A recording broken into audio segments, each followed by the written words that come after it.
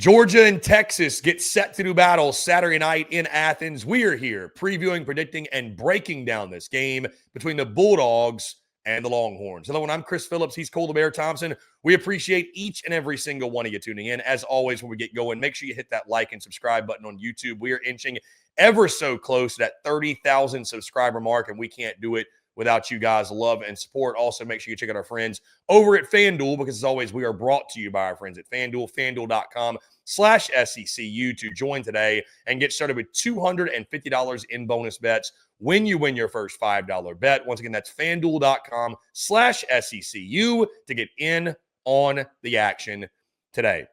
You know, there's some games on the SEC slate that if you're not fired up for them, you just simply don't have a pulse. Well, this is one of them. It's Georgia. It's Texas. Need I really say more? It's going down Saturday night at Sanford Stadium in Athens. Texas fighting for their college football playoff lives and maybe their lives in an SEC championship run unexpectedly. Meanwhile, Georgia, ho-hum, doing Georgia things. Again, trying to punch their ticket to Atlanta and lock up a spot in the playoff as well, with sights set for both of these on potentially winning a national championship. Again, we are here previewing, predicting, and breaking down this game between Georgia and Texas. Hello, everyone. I'm Chris Phillips. Joining me, as he always does, my co-host, colleague, partner in crime, one of the best in the business, Mr. Cole the Bear Thompson. Bear, what's going on, man? Appreciate you taking the time. Really excited to talk about this game with you. I mean, it goes without saying, Georgia, Texas, this is all of a sudden becoming like a really fun, maybe rivalry is too strong of a word, but the dynamic between these two of the top teams in the SEC, every time they meet, feels like it's going to be must-see TV. Remember when we all said that Texas wasn't going to hold up its end of the bargain and this was going to be a snooze fest of a game because what happened against Florida, and they started off with an anemic offense, and this was just going to be a very, very easy win for Georgia? Well, welcome back to the fireworks, Texas. You're coming off of your best game of the season against Vanderbilt. And then how about Georgia? Georgia's defense showing on up and showing on out against Mississippi State, a Mississippi State team that still hung 38 on Texas 2 weeks prior. I mean, I'm telling you, Chris, when the SEC envisioned this game happening out in Athens, they probably thought preview for Atlanta, preview for potentially even a national championship rematch. And I'm not ready to go that far just yet. But Texas playoff hopes are still very much alive with a win on Saturday. Georgia, you can lose and still find your way to maybe Atlanta, maybe at least the first round bid in the college football playoff. A lot of things going into this game. And the fireworks are fully on display. Here's the biggest question I have. What version shows up more efficiently on Saturday? Texas's offense for the first 3 quarters against Vanderbilt, or after the opening touchdown drive, Georgia's defense versus Mississippi State? Whoever answers that question, that's the one that's winning the football game. Bear, it's going to be a fun one. Like you mentioned, the dynamic of this game since Saturday, October the 4th has changed dramatically, and that being because, again, that Saturday, October the 4th is when Texas went into the swamp and lost to the Gators. We all thought, again, this game maybe going to be a snooze fest. Is Texas going to have 3 or 4 losses by the time this game comes up on the schedule? Well, all they've done is win, 5 games in a row since that game against Florida. 4 games. 4 games in a row. I can't count today for some reason. Oklahoma, Kentucky, Mississippi State, and Vanderbilt. And like you mentioned, coming off that impressive win over Vandy, coming off the bye week, extra time to get ready. That factors in this game. Georgia, of course, coming off the big win over Mississippi State in Starkville. But like we mentioned, 6:30 Central Time kickoff, 7:30 local. So they're going to have all day to get ready for this one. Game being aired on ABC down there in Athens, Georgia at Sanford Stadium. Bear, via our friends over at FanDuel, Georgia is a 6.5-point favorite. The over-under is set at 47.5. The series history, interestingly enough, Texas leads it 4-3, but since they joined the SEC, Georgia leads it 2-0. You might recall their last meetings, they played last year twice. Georgia won 30-15 in the regular season in Austin, dominating performance, and then won yet again in Atlanta in the SEC title, 22-19. That was a game that did go to overtime, correct? Was that an overtime contest? You're talking about the SEC championship game? Yeah, and it was ETN that punched it in late. I should know that because obviously I was at that game. But yeah, dramatics all around when these two teams meet on the field. Bears, we talk about this game specifically, what's happening on the field. the thing that has made this interesting has been the resurgence of Texas, a team that about a month or so ago, we thought they were cooked. We thought they were out of it. And a lot of that comes back to the play of Arch Manning. Last two games, and granted, listen, I get it, the Mississippi State game, I understand, but you look at what he did against Vandy as well. Passing yard totals, respectively, of 346 yards and 328 yards. There, all of a sudden, Arch Manning is looking at least much closer to the quarterback we thought he was going to be before the season started. That bodes well for a Longhorns team, especially coming off a bye week. You've had extra time to get ready. You think to yourself, Steve Sarkisian's had extra time to put his game plan together. That matchup between Sark and Kirby, obviously one of the more fun ones in college football when it comes to offensive and defensive prowess. But it does start at the quarterback position. Offensive line, massively important, having some balance. That was the thing that killed him early in the season. But if you got a quarterback, you got a chance. And with Arch Manning's improved play, that gives them a chance Saturday night in Athens. Yeah, I mean, 2 weeks ago when they faced off against Vanderbilt, one of the better defensive lines in the SEC, 1 tackle for loss, 0 sacks allowed. So it's more than just Arch. Arch has been playing as advertised since really the third quarter of that Mississippi State game. And I've kind of reported it to the scene in Toy Story 3 where you hit factory reset on Buzz Lightyear.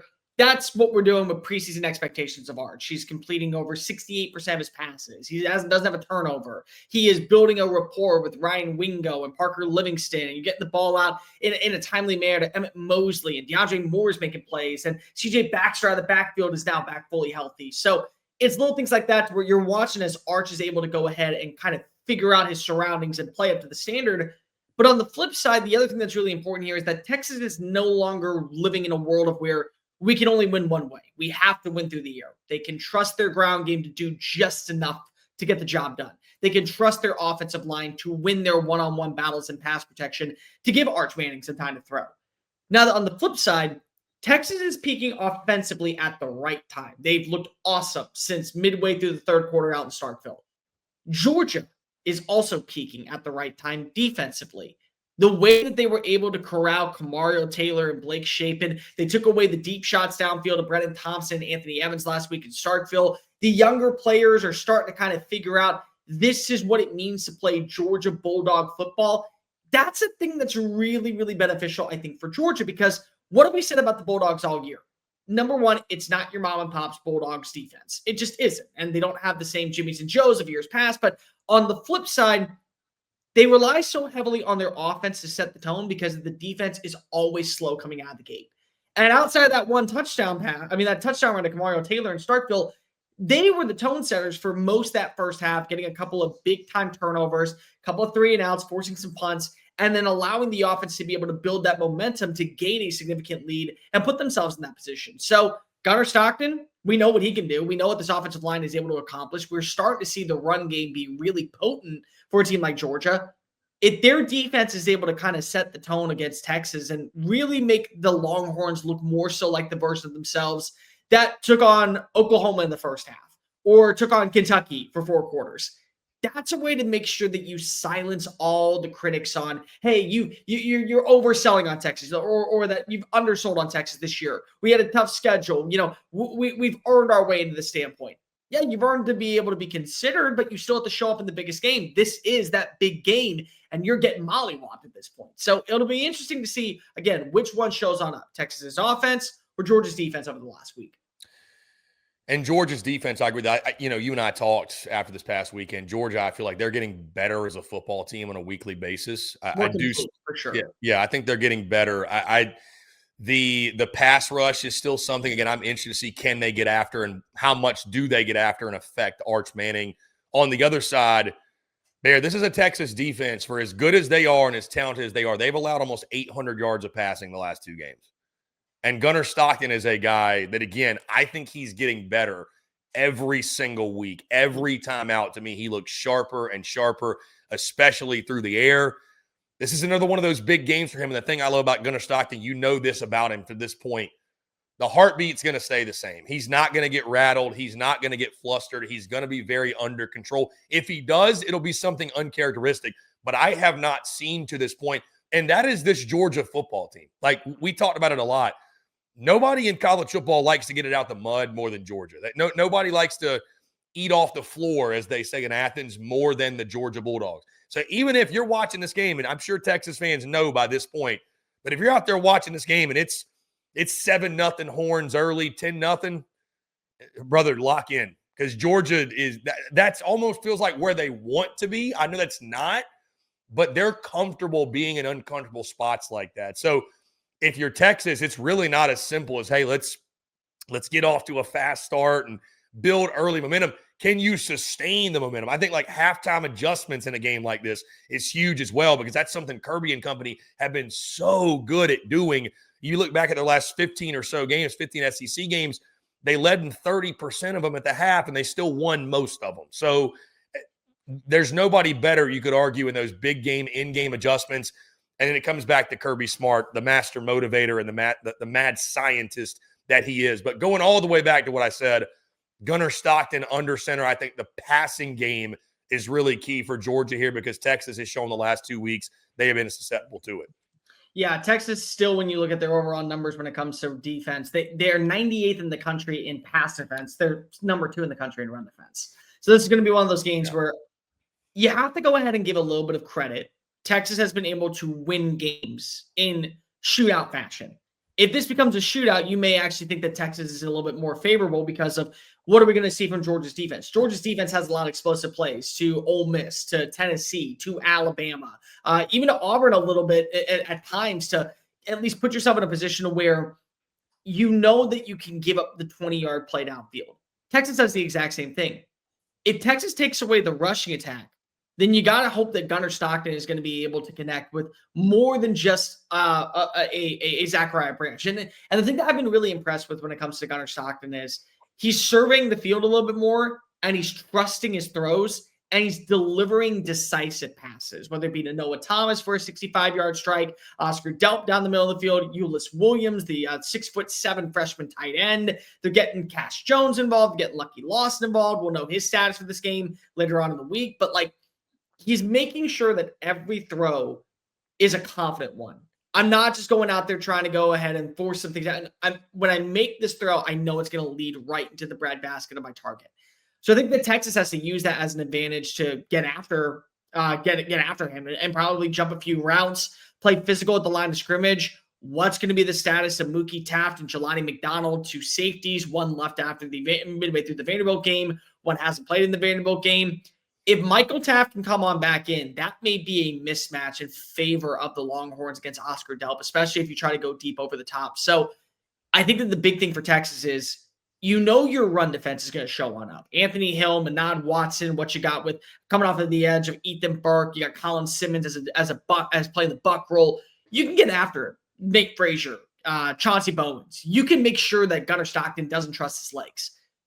If this secondary can create a turnover inside the red zone, or if they can stop a really functioning drive by breaking up a few passes, that'll be something that I think that Texas will utilize as an advantage to put themselves in a position where they can capitalize and use the offensive momentum to put themselves in the end zone. What I'm going to be really interested in, we talked about it with Texas's defense. Do we see more of the defense that was on the field in the secondary for Georgia this week? Because Anthony Evans and Brandon Thompson are speedsters. Like, they let you know, we're not going to beat you across the middle of the field. We're going to beat you deep. They combined for under 140 total yards in that matchup against Georgia last week. Can we see something like that happen going up against Ryan Wingo, against Emmett Mosley, against Parker Livingston, against, you can even throw in a couple of other guys if you want to, like a DeAndre Moore, or we got a tight end with Jack Endries. Can we eliminate them across the middle of the field and make this offense have to be us on the ground? Because I'll tell you what, Texas can run the football, but it's not as peak as it was, as we're talking about with the passing attack. Yeah, Bear, speaking of running the football, and this is a game that it excites me because it's going to be an all-out war up front. I mean, we can talk all the skill positions, and obviously both quarterbacks are important. There's a lot of different facets of this game, but it starts with the car crash. It's going to happen every single play at the point of attack. I think it's interesting. Georgia, speaking on, I was mentioning, I think they need to throw the football, and they ran it for 300 yards last week. So maybe that Georgia offensive line, Georgia running game rounding into form coming into this football game. You mentioned what Texas does defensively up front, number 2 in the country in rush defense. I think that battle is going to be fun. And I know this isn't last year's Texas's team. It's not last year's Georgia team. I get it. But the mental hurdle that I think Texas is trying to overcome here. Texas has not forgotten what happened last year. And in 2 games, Bear, Texas ran the football 55 times for 60 yards in 2 games. 55 carries for 60 yards. So Texas, and that was a better offensive line. Yeah. So to a degree, Texas has got to prove to me they can push Georgia around. Not even push Georgia around, just hold their own. I mean, just have an average rushing night. Can we get to 2.5 yards a carry? Can we get to 3 yards a carry? God forbid, can we get to more than 3 yards a carry? Because in those 2 games last year, you averaged 1.1 and 1.1. You're not going to win this football game. You're not going to go into Athens and beat Georgia if you average 1.1 yards per carry. I mean, heck, I'll throw it out there. That's probably a stat where end of game, if Texas has averaged over 3 yards per carry, probably win the game. But I don't know that I can trust Texas to do that. So we're putting so much of it, obviously, on the quarterbacks, on Arch Manning, of course, coming in on the road. But, man, if you can't hold your own up front, it's going to be more of the same. The story is going to be exactly the same as it was last year. Georgia's going to bully you, and Georgia's going to get the win. And Georgia still is a top 15 run defense in the country. I mean, you can go ahead and say that they're not great when it comes to pass rush, which, again, I think that's a selling point if you are Texas to be able to let it fly down the field. And you may have to put more pressure on Arch when it comes to being a thrower than a runner, because there still are some weaknesses on Georgia's defensive line finishing drives and getting in the backfield and making the hit on the quarterback.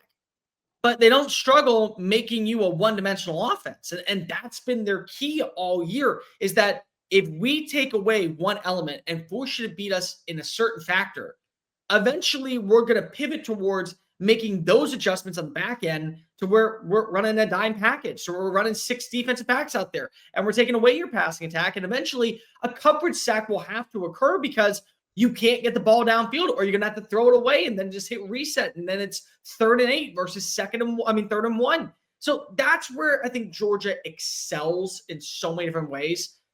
For Texas in this matchup, I do think that you are going to have some design runs with Arch.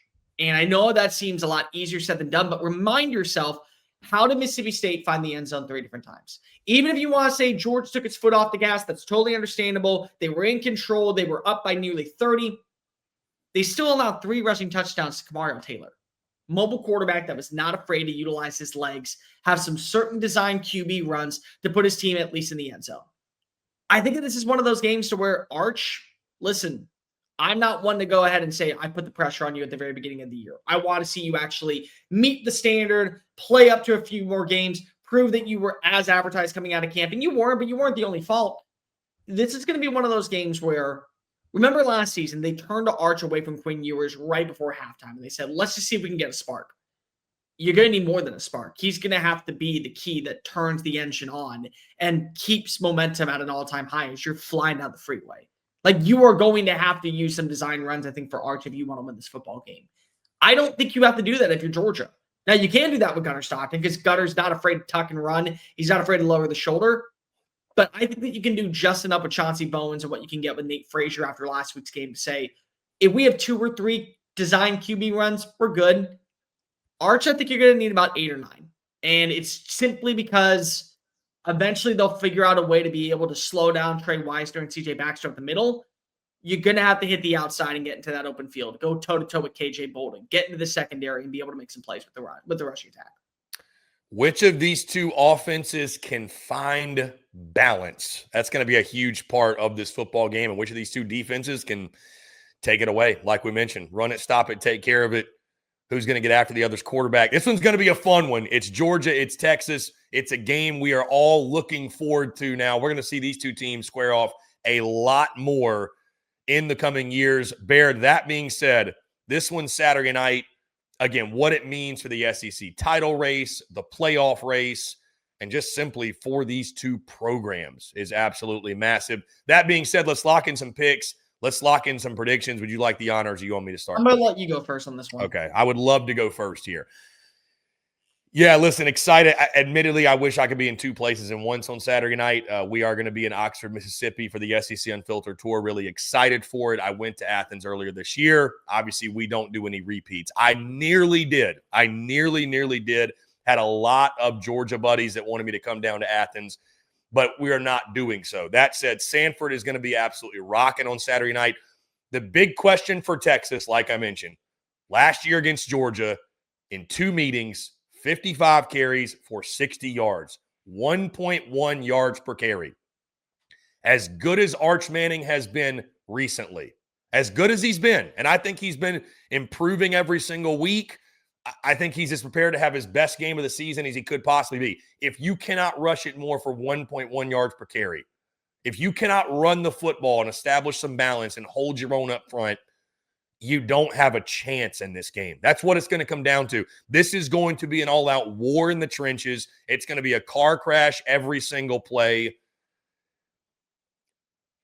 Georgia might have an Alabama problem, but Texas has a Georgia problem until I see differently.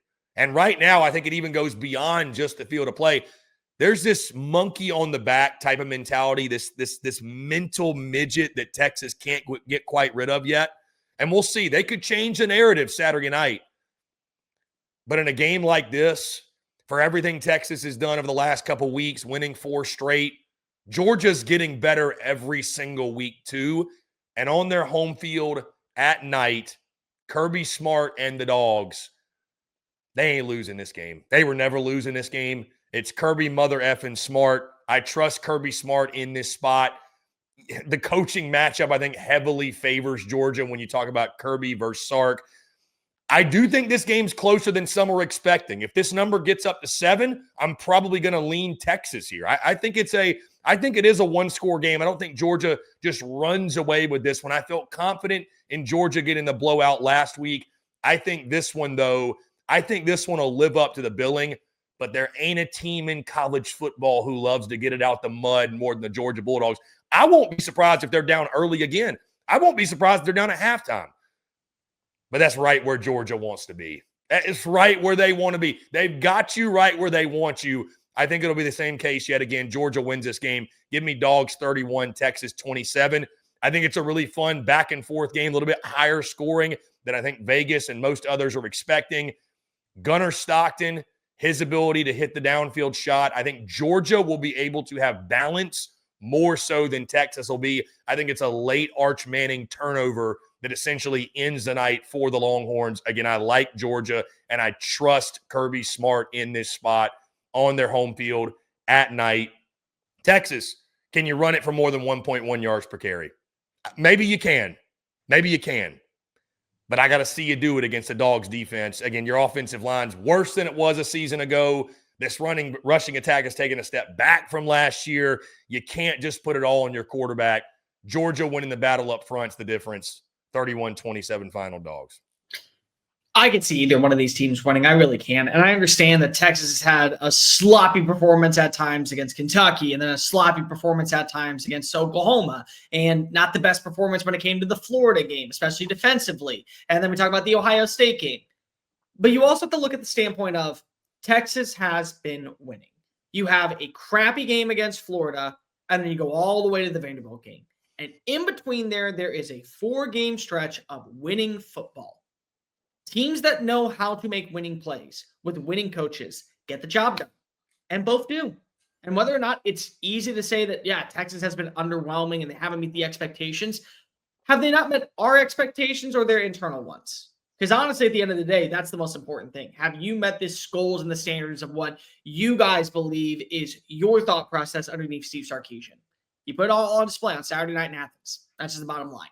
For Georgia, what I look at in this game is, can you make Arch Manning beat you with his legs? Can you take away the passing attack, throwing double the amount of interceptions, kind of have those make sure that the moment's a little bit too big for him, the overshot throws, leading the exact same way that we saw Florida, kind of be in the right place at the right time, get that big time interception, and be able to utilize that as your advantage to now run the table and put yourself in good field position? Can you make Arch beat you with his legs? Because You're not going to make the running backs beat you. I agree with you. If you average 1.1 yard a play, if you average less than 3 yards a play, I'll go as far as say you have got to average at least 3.5 yards or more if you were Texas to win this football game. Now, it can come in the form of Archie, it can come in the form of Trey Wisner, but you got to be able to get, I think, at least 3.5 yards if you want to win this football game. If Arch can beat you with his legs, I think that Georgia easily stands a shot. Now, for Texas, can you be able to pull out the worst version of Gunnar Stockton? I know that sounds really kind of tricky to say, but everyone is due to have a bad game. It just is common knowledge in football.